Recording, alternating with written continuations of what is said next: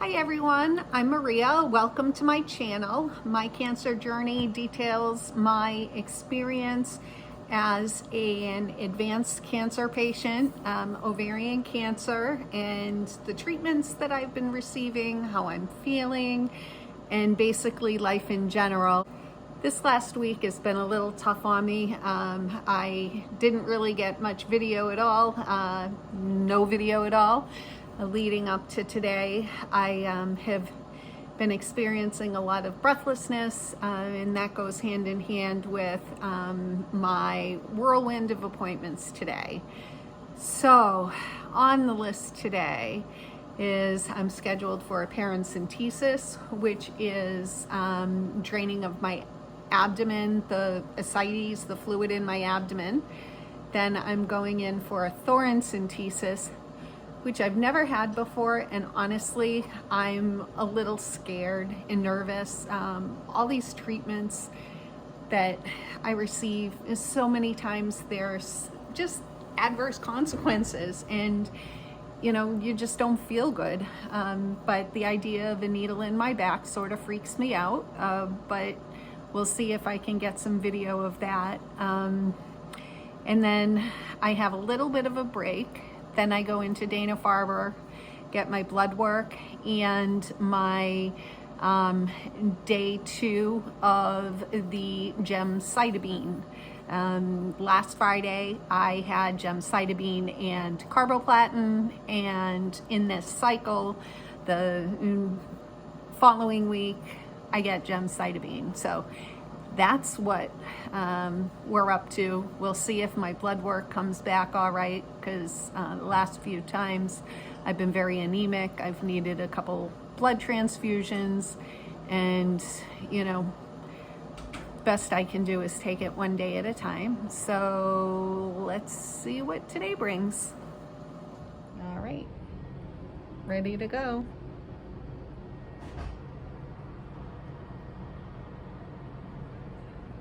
So I went in for my Thorancentesis, and yet again, I have ascites in my abdomen, but I didn't have enough that it was safe to remove. So what that tells me, and hopefully my doctor will confirm, is that the production of ascites in my abdomen has slowed down, so that these weekly Thorancentesis, the removal of the fluid from my abdomen, hopefully will stop. I'm hoping that the fluid goes away with more chemotherapy, and it's one step further to hopefully being able to have this surgery to remove the cancer. I know that the surgeon, the last time that they conferred, would not do the surgery because of the ascites, and also because the cancer had grown, and he didn't feel that it was safe to do it at that time.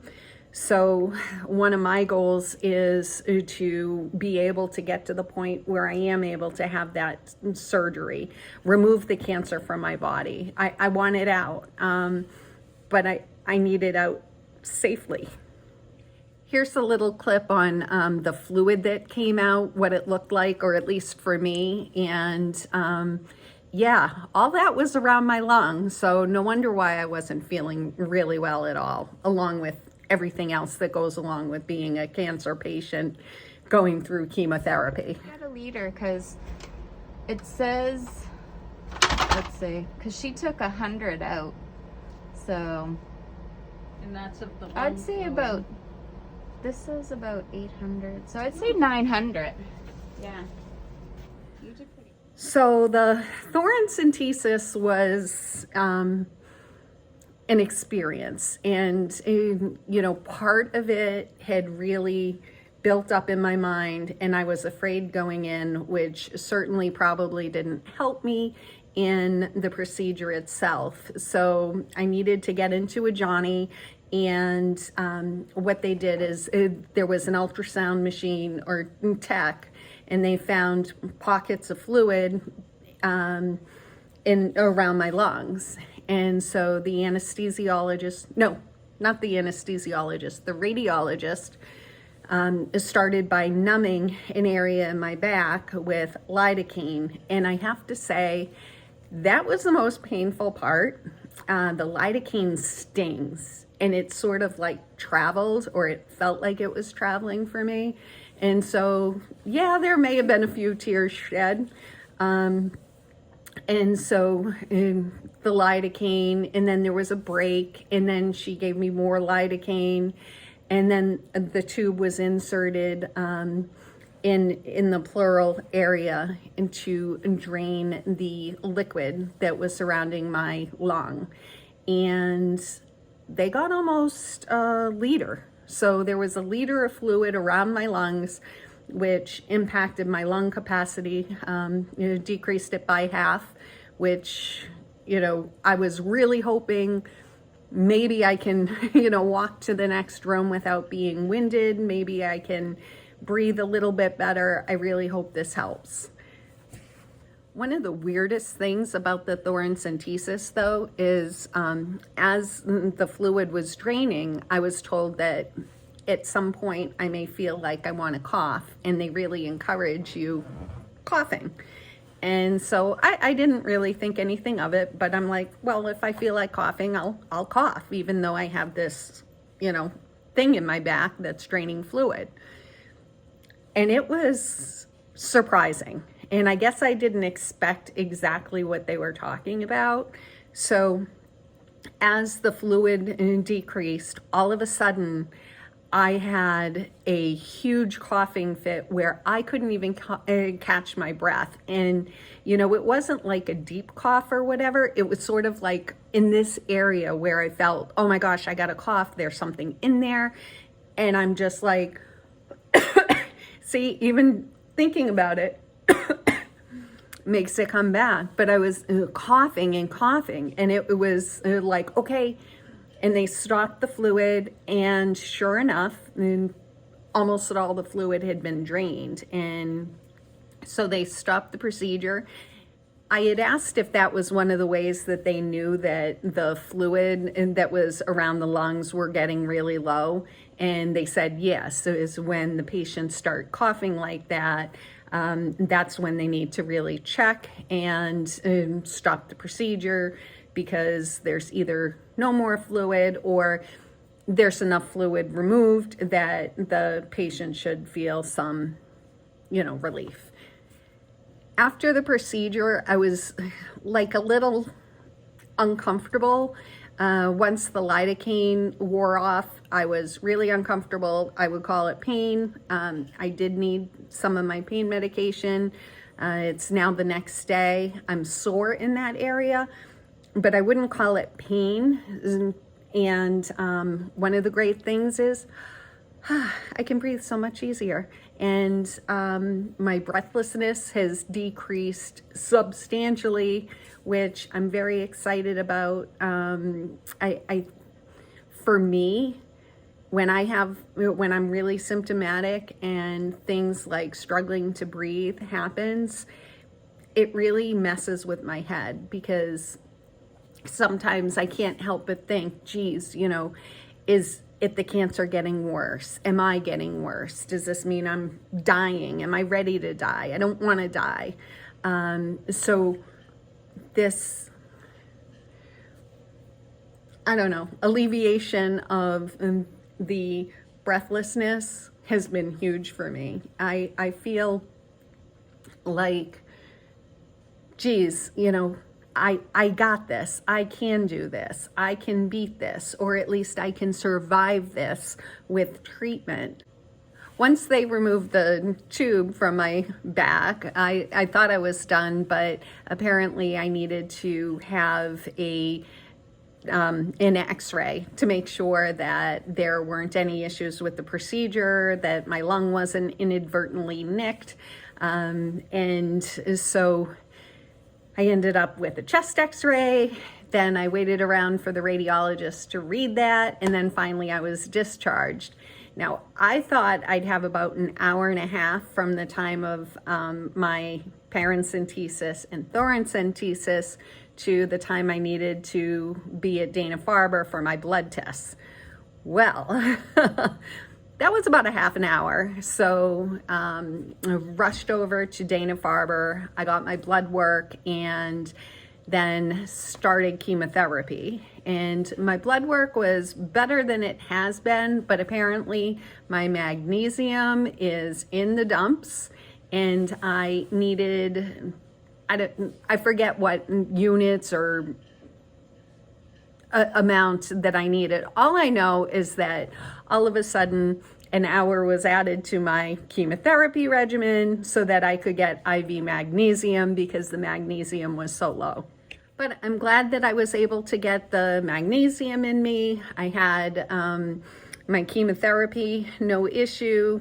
By the time I got home, I was totally exhausted, and per usual, I slept most of the day away. But hey, that's one of the side effects that I've been having with chemotherapy is the fatigue.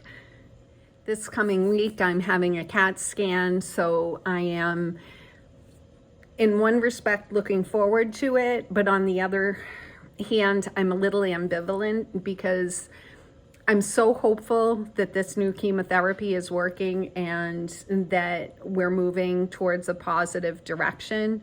Yet on the other hand, I remember how blindsided I was with the last CAT scan and the revelation that the prior chemotherapy was not working and that the cancer was growing despite everything that I was going through.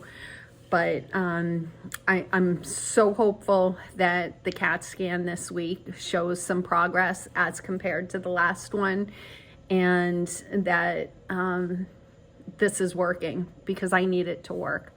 I just need some positive news because when I get that positive news, even when I'm really, really tired and in pain and thinking, geez, why am I going through all this? It's those nuggets that I hold on to and, think about when I start going through it, saying, okay, Maria, you can get through this. This is just a step.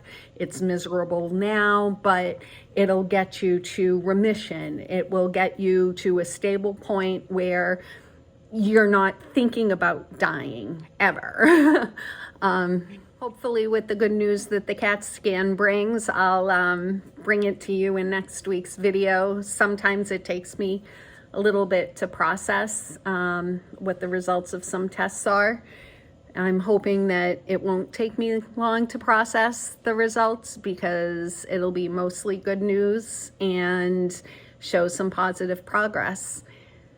I was so excited when my aunt told me that she was going to raise funds to fund ovarian cancer research. Ovarian cancer is one of the deadliest gynecological cancers and is chronically underfunded. There is no early detection tests, which leads to the fact that over 70% of ovarian cancer cases are first diagnosed in stages 3 and 4, which leads to the very poor outcome in the 5-year survival rate. She created a donor page through the Dana-Farber Cancer Institute to raise funds that will directly benefit ovarian cancer research, and it could be tax deductible for you if you choose to donate, and I'll put the link in the comments. But her goal is if she raises $2,000 in contributions, then she will shave her head. So I'll put a picture of us in the video here, and tell me what you think. How will she look bald? And maybe I'll put my little bald pic next to it once she hits the $2,000 mark, hopefully. So if you'd like to donate, I'd appreciate it. As I said, you're donating directly to the entity. It's not going through me or anything like that. This is my life, and I can't help but wonder whether the circumstances would be so much different if ovarian cancer had an early detection test. And, if these people, including me, weren't diagnosed so late, maybe, just maybe, our survival rates would be incredibly increased. But I have to say, I'm so touched by what my aunt is doing, and I can't advocate more for it. But hey, if you're willing to donate, I'd appreciate it, and I thank you if you do. As always, thank you for your support, your comments, words of encouragement. I'm